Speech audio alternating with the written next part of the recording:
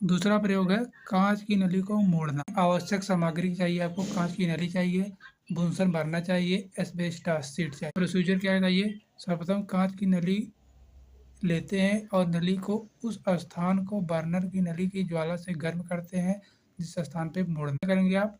कांच की नली को सभी स्थानों पर एक समान गर्म करने के लिए लगातार घुमाते रहते हैं। क्या करेंगे? जब कांच की नली गर्म हो जाए, इतनी गर्म हो जाए कि वह अपने भार से स्वयं मुड़ने लगे, तब इस बर्नर को ज्वाला में से निकालकर एस्बेस्टॉस की सीट पर रखकर वांछित कोण पर मोड़ देते हैं। मुड़ी हुई नली को कमरे के तापमान पर धीरे धीरे ठंडा चित्र में दिखाया गया है। कांच की नली को गर्म किया है, कांच की नली को स्वयं भार के अधीन मोड़ना है, फिर मोड़ को समान तल में साइड पर रखना होगा।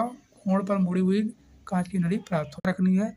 कांच की नली को मोड़ते समय अधिक बल का प्रयोग नहीं करना चाहिए, अन्यथा नली टूट। मोड़ने के बाद कांच की नली के दोनों भुजाओं को एक ही तल में लेनी चाहिए। कांच की नली को जिस स्थान पर मुड़ी होती है उस स्थान पर पुनः गर्म करके कोण नहीं बदलना चाहिए, क्योंकि उस नली बंद हो जाएगी और टूट जाएगी। नली को गर्म करते समय घुमाते रहना चाहिए, अन्यथा मोड़ अच्छा नहीं आएगा। अगला उद्देश्य है हमारा एक कांच की नली को जेट खींच। आवश्यक सामग्री क्या चाहिए? कांच की नली चाहिए, त्रिकोणमितीय रेती चाहिए, बुनसन भरना चाहिए, एस्बेस्टॉस शीट चाहिए। विधि क्या है? सर्वप्रथम कांच की नली को क्षैतिज अवस्था में लेकर इसके मध्य बर्नर को ज्वाला में घुमाते हुए गर्म करते हैं। कांच की नली को इतना गर्म करते हैं कि वह लाल गर्म हो जाए, ये इंपॉर्टेंट है। कांच की नली को ज्वाला में से निकालकर इसके दोनों किनारों को इस प्रकार खींचते हैं कि जिसके मध्य भाग में से एक बहुत बारीक केशिका या कैपिलरी बन जाए। खींची हुई नली को ठंडा करते